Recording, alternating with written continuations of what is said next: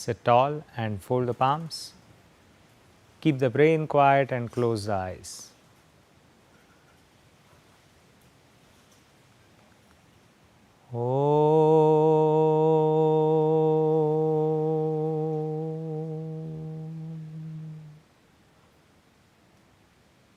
योगेन चित्तस्य पदेन वाचां मलं शरीरस्य च वैद्यकेन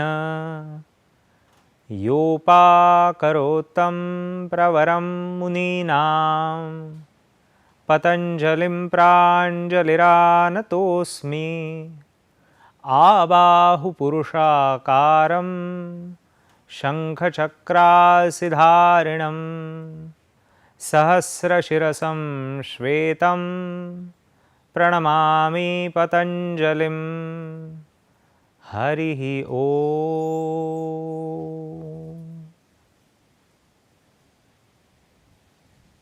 Release the hands and open your eyes. While learning asanas and going towards pranayam, we need to look at the importance of sequencing, which is one of the important lessons that Guruji has given. When we are practicing asanas, they need to be done precisely. So, you are considering how you align your asana. You have to consider the timing, the time that you are spending in asana, and the third is the sequence, the order do you do. Patanjali defines sthira sukham asanam. The second one he says prayatna shaithilya ananta samapattibhyam. And the last one about asanas he says tato dvandvo anabhigataha. To achieve all three, these three aspects in Iyengar yoga, in Guruji's teachings, are very important. Precision, the way you do an asana, timing, the time you spend in it, at what time do you do that asana, and sequencing is that, where you are changing the order of it. Now, if we think about what is sequencing, there are different aspects to it. The first aspect we will look into is if we are progressing from a simpler asana towards a little more complicated asana, how do we lead towards it? Say Urdhva Dhanurasana, or some schools call it Chakrasana. If we have to reach to that, it is not directly that we jump onto Chakrasana or Urdhva Dhanurasana as we call it. We have to build towards it. So, when you are going for say grade 10th exam, you have gone through from first, second, third, so on and so forth. So, now we will look how that progression happens with a particular sequence. We will start with Bhujangasana.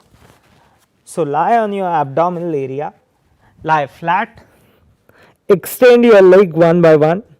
So, make sure that your entire front body is well elongated, there is no catch anywhere there. You can keep your feet apart to start with, and as your practice progresses, you can do it with feet together, but for time being keep your feet apart about a hip width.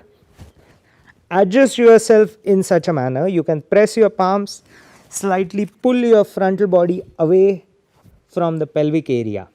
So, from the hips to the heels towards the legs, you are keeping it stable. Like the cobra has the back side, the rest of the body firm, and then from there the cobra raises the hood, it comes up. So, bring your spine up because it is Bhujangasana.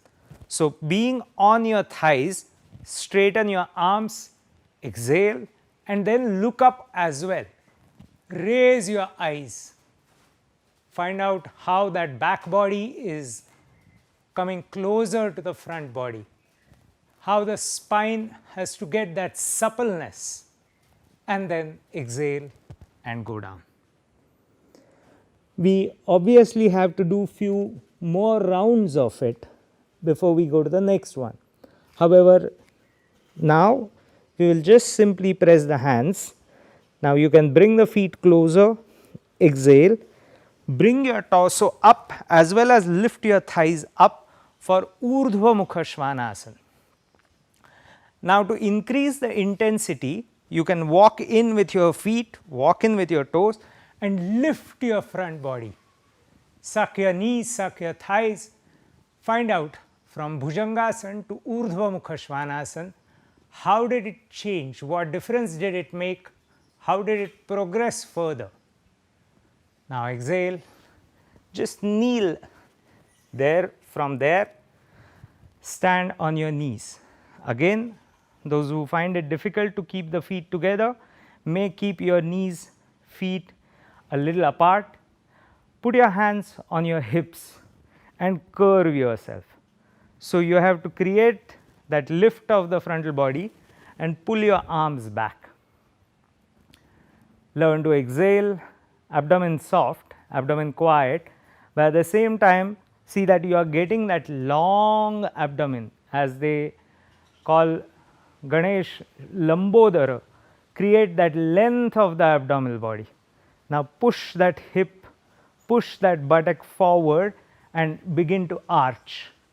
Find out as a continuation of Bhujangasana, Urdhva Mukha Svanasana, we are coming to Ushtrasana. Find out how that arching is continued and increased intensity. Then release your palms one by one. Put your palms on your feet, push your hips forward and ascend that front body from the back body. Feel your shoulder blades pushing the lungs up. Feel your diaphragmatic area getting elongated.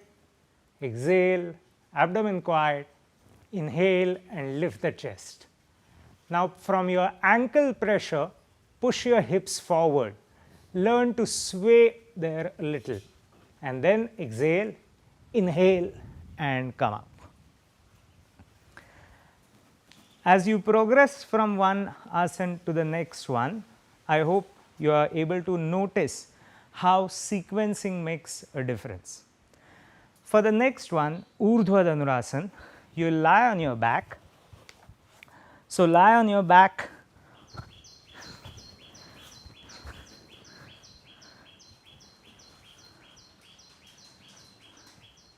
Put your palms near the shoulders, walk in with your feet, keep your feet firmly pressed against the floor. If you need to hold your ankles and bring the ankles in, do so. Place your palms almost under the shoulders.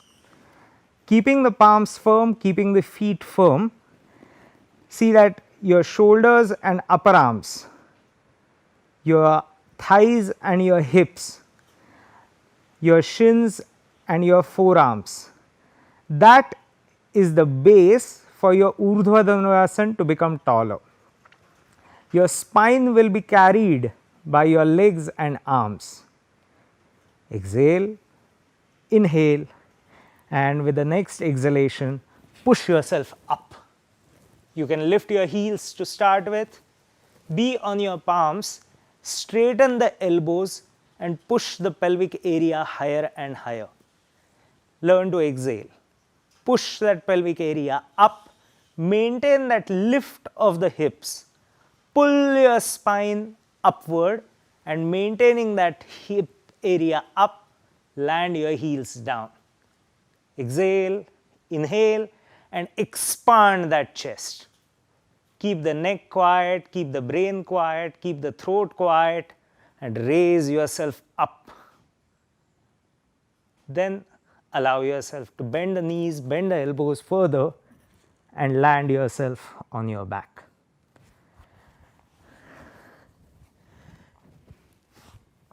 If you noticed, starting from Bhujangasana to Urdhva Dhanurasana, how a sequence makes a difference.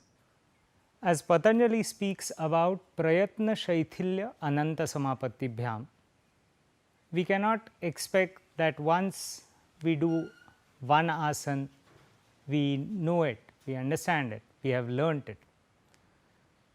We have to repeat and do that asana over and over again, and that is what will reduce the prayatna, the efforts. We need to practice so much with vigor in such a manner that we get over that effortful condition of an asana. When we are learning an asana, when we are learning a pranayam, it is not going to happen that it is going to come to us at a snap of a finger. We have to put in the effort, and that is where what works is learning single asana from different directions.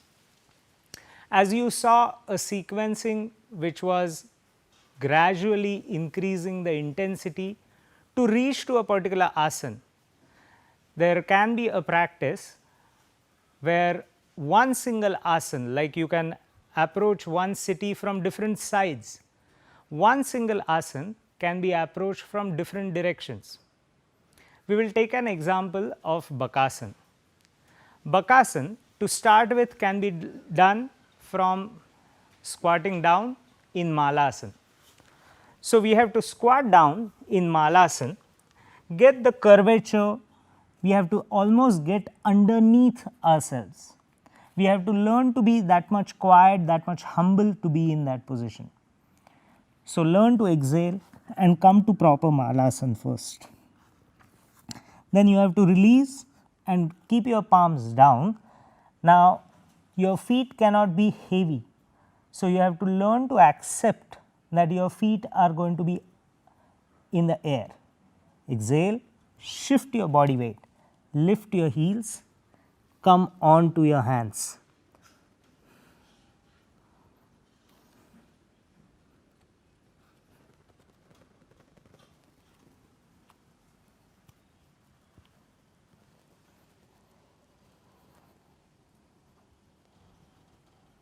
And then descend and go back to Malasana.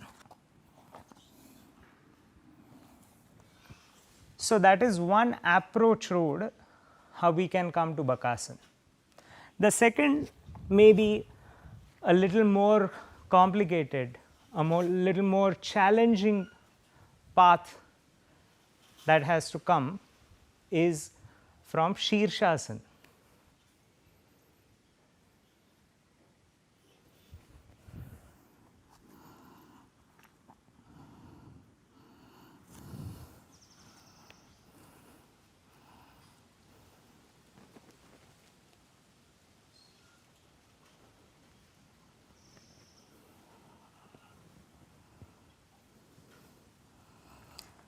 So, for these arm balancings, you go to another Shirshasana variation, which is called open palm Shirshasana or Mukta Hasta Shirshasana.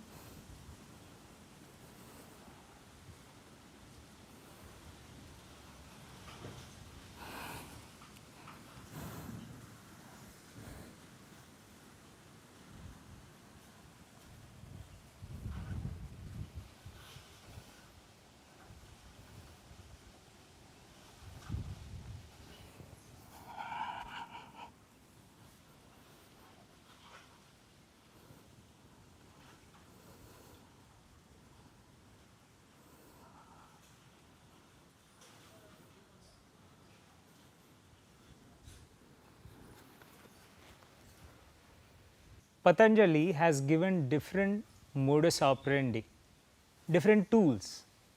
Tapas, Swadhyaya, Ishvara Pranidhanani, Kriya Yogaha. In Ashtanga Yoga, there are 8 limbs, as Guruji refers to them as 8 petals. One cannot neglect, should not neglect all the other limbs and get caught only in the field of asanas. Performing asanas, learning asanas is necessarily the beginning. They are the means, and we also need to understand that without practice of pranayam, learning of asanas is not sufficient. But learning only pranayam or thinking so, that also is not sufficient. As a yoga sadhaka, as a practitioner, we need to give due to your asana practice as well as your pranayam practice. While you are practicing these two, we can experience, explore the other limbs which do not have direct practicing available. For pranayam, it is very easy to just say inhale deeper, exhale deeper, so on and so forth. We need to have training to do so. That training begins in asana. Having learned asanas to certain degree, then we need to pursue practice of pranayam. To learn pranayam, today, now, we will learn a few supine asanas. While lying down position, how a particular breath movement can be observed a little more easier.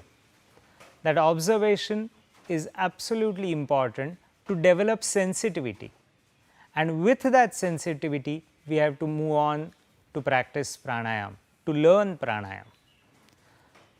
You are going to take regular pillow and a blanket. You can lay it in such a manner that that entire length of the blanket you are able to have, or a pillow, just keep it lengthwise, which is going to support your torso, and you will use one blanket for your head and neck. Sit closer to the blanket in simple cross legs or sukhasana as it is called, or swastikasana. Keep a little bit gap between where you are sitting and the blanket itself. You are going on the back, and that blanket should come in such a manner under your back where it is about your mid of the torso. So, make sure that your buttock area is released downwards and that blanket is supporting your half upper back, which is behind your chest. Keeping that support, tuck your shoulders as if someone is pressing that top of the shoulder down, and then release your upper arms, elbows and forearms. Make sure that the blanket for your neck and head is properly supporting your neck and head. Release your arms to the side. With your legs in swastikasana or sukhasana, allow the legs to gravitate. If you want, you may keep a bolster or a blanket on your thighs that help you to deflate and descend your thighs quietly. Keeping your palms facing up, roll that outer upper arm area down. When you are designing your house, you make sure that you have proper ventilation.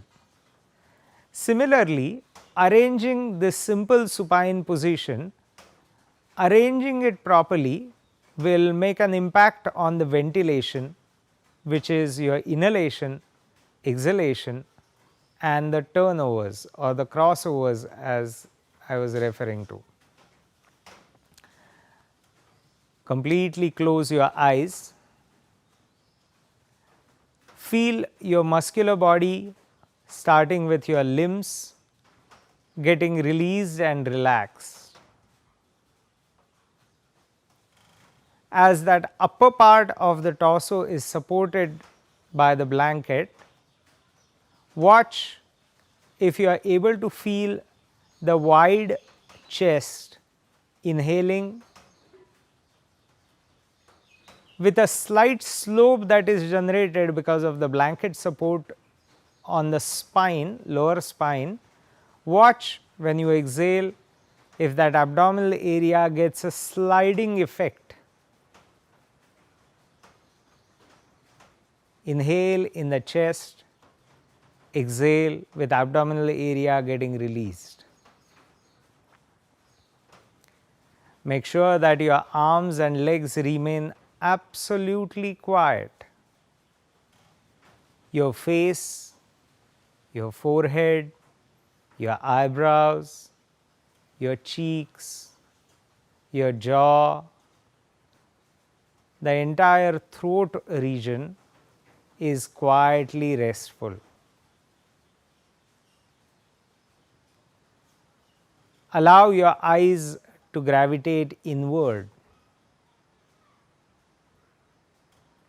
Now watch that inhalation and exhalation. As you exhale, let the softness spread all over. When you are lying down in a supine position, which is working towards pranayam, we need to remember that it should be unbiased.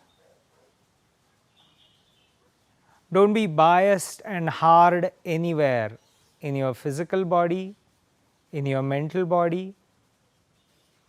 Just learn to observe.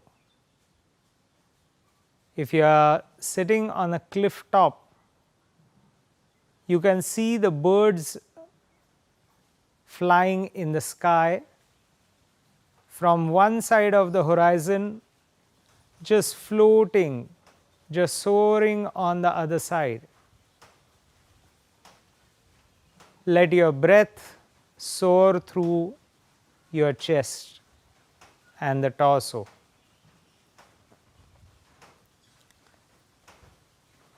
Without getting engaged, without getting egoistic about it, just learn to observe how the inhalation is happening and how the exhalation is happening.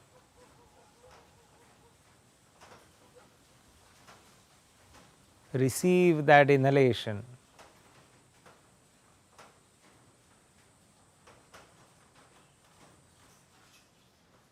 Quietly exhale.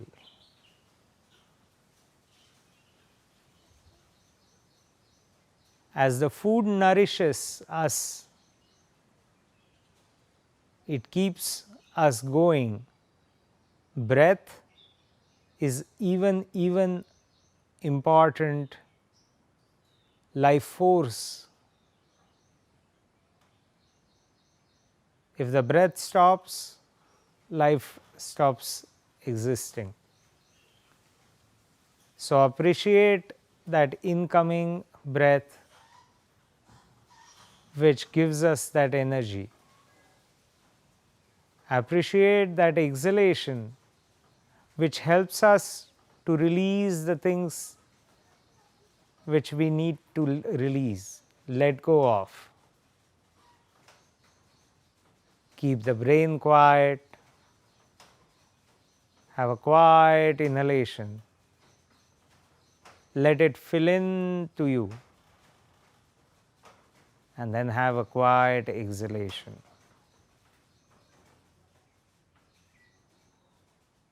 Quiet, long inhalation. Quiet, long exhalation.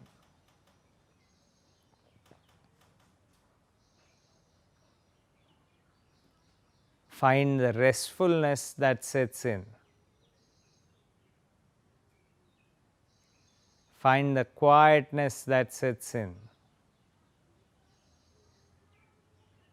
Stay there for another few cycles.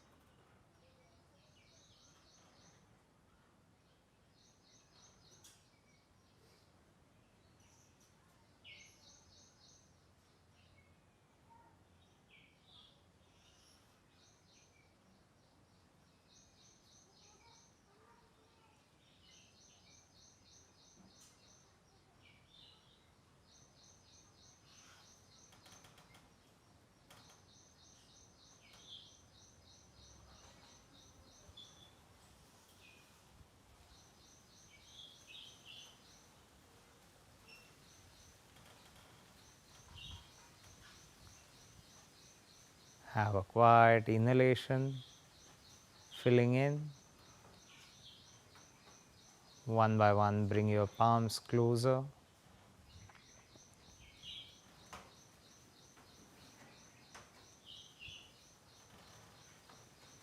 Bring the knees up, legs together.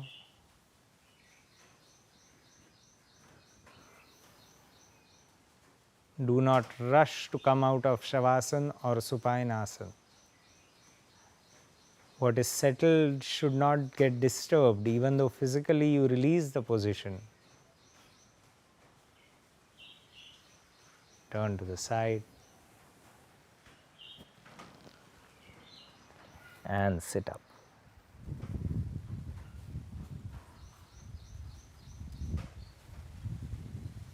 For sitting pranayama, sit on a little bit of height.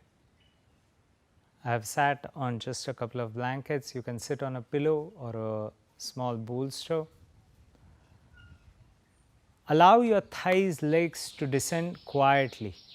So, what you learned in supine Supta Swastikasana, see that the legs do not bulge up. So, maintain that quietness. Keep your arms broad, keep your chest broad. Maintain the tallness of the spine and close your eyes. Feel the stability in your sitting. Feel the width at the rib cage, vertical lift of your torso. Keeping your palms on your knees a little broader. Hold your upper arms, shoulders also broad, which will help to maintain that width of the chest. Exhale and gradually bring your face, head down towards the chest. Having done that blanket supported inhalation, now observe, keeping the head, brain completely quiet, feel your inhalations and exhalations while you are sitting. Let the inhalation get filled in and observe how that fills in. In which areas does that inhalation reach? So, let that inhalation get fully felt, and then maintaining the structure, exhale. The next inhalation, have it a little fuller, and just before you exhale, just pause. Like if you throw a ball up in the air, it goes up, up, up, and for a very small fraction of time, it is neither going up nor coming down. Similarly, after the inhalation, watch that pause where you are neither inhaling nor exhaling. Find out if you are able to watch that pause after the inhalation and then quietly exhale. Shoulders broad, sit tall, brain quiet, eyes quiet, inhale.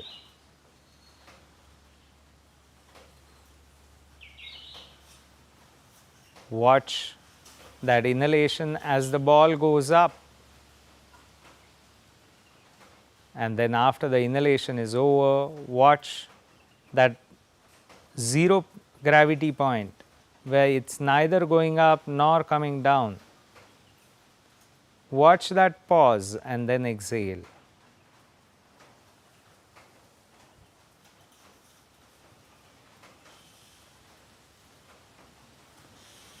Go for 3 such consecutive cycles where you will have a little fuller inhalation.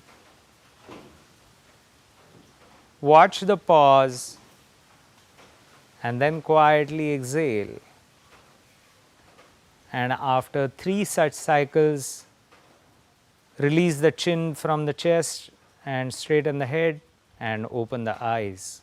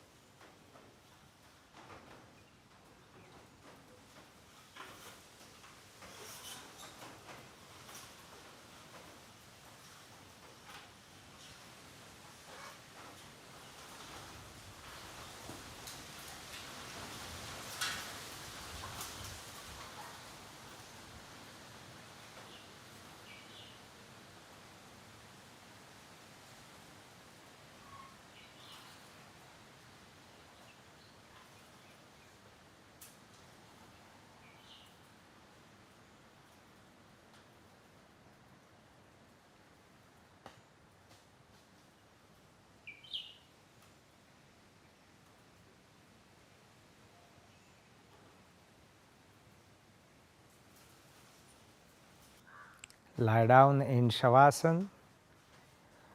Always end your practice, end your session with calming down, cooling down Shavasana. Lie down, close your eyes and simply let go.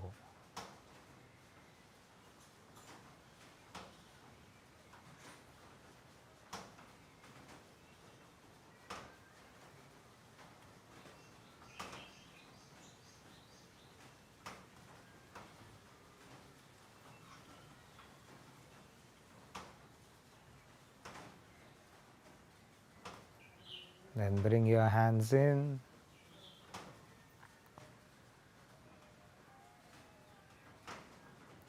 Bend your legs. Turn to the side and get up.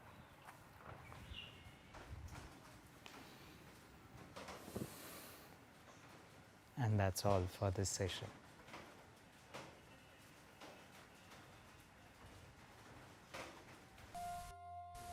Please approach this meditation with an attitude of openness to fresh experience. Heartfulness meditation is aided by a very subtle transformative energy called pranahuti or transmission. Choose a place where you can meditate without being distracted. Turn off your phone or any device that may disturb you. Make sure you're sitting comfortably. You can sit cross-legged or in a chair. Let your hands rest in your lap, loosely clasped. Let your eyes be closed gently. Let your back be upright, but not rigid. Feel free to change your posture during meditation if you feel uncomfortable. We will begin with the simple practice of heartfulness relaxation.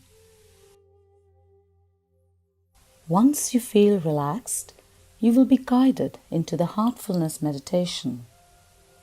We will all meditate together in silence, so we may feel the peace that surfaces when we turn our attention inward and dive deep into our hearts.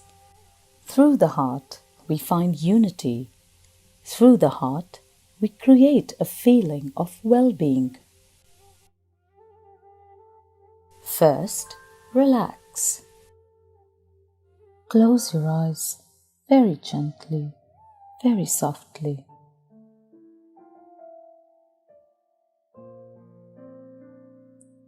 We will begin with our toes. Move your toes. Relax them. Imagine the soothing, healing energy from the earth moving up into your feet, slowly relaxing them.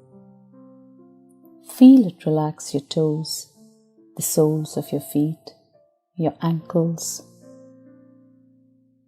As this energy moves upwards, relax your calves, relax your knees.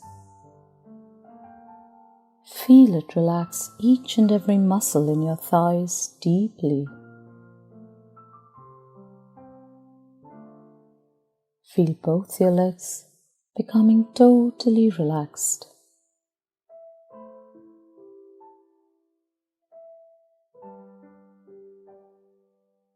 Relax your stomach, your waist, your hips.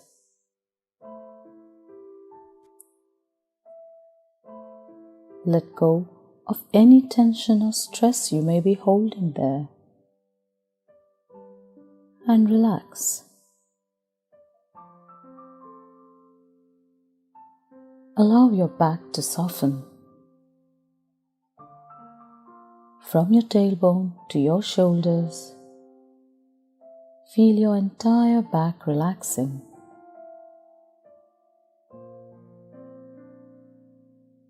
Relax your chest. Relax your shoulders.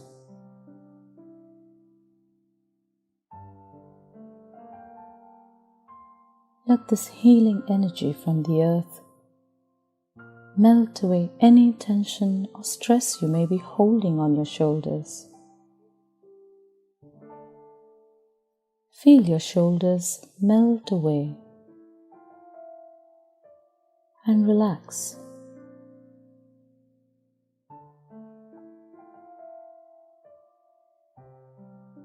As this energy moves down your arms, relax them.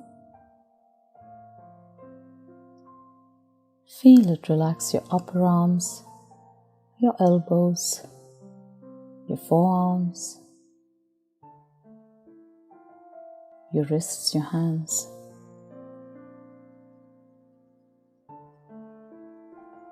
Let the energy flow out of your fingertips, leaving both your arms deeply relaxed.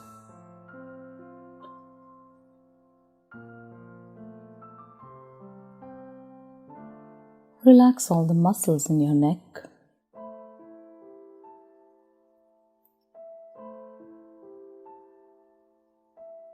Bring your awareness to your face and relax it. Feel the healing energy from the earth. Relax your jaws, your mouth, your lips. Feel your ears relax. Breathe normally. Relax your nose. Keep your eyes softly closed. Relax them.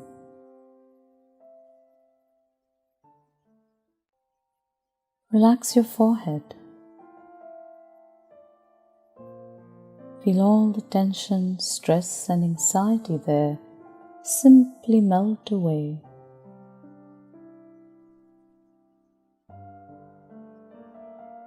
As this healing energy from the earth moves further upwards, relax your entire head all the way to the base of your skull.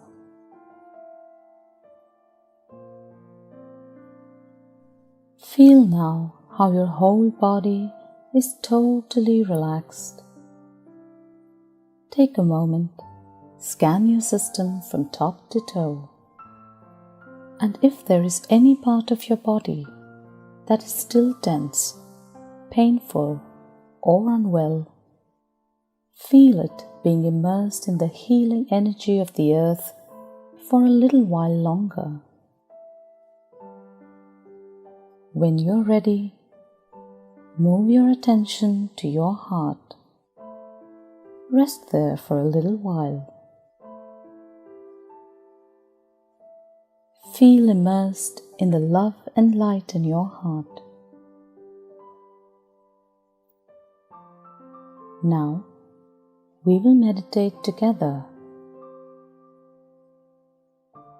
Make a suggestion that the source of divine light that is already present inside your heart is attracting your attention towards it. Gently relax into that feeling. Let it be a very light suggestion, without force or concentration.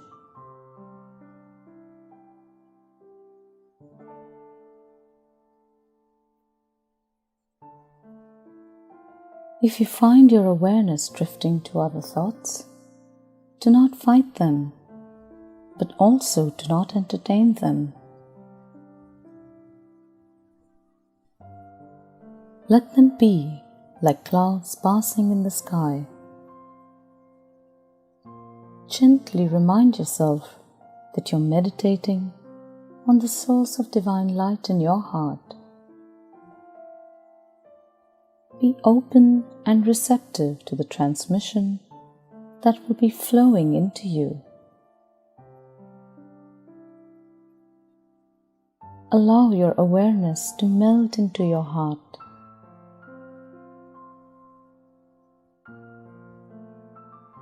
Remain absorbed within your heart until you hear the meditation has ended. Please start meditation.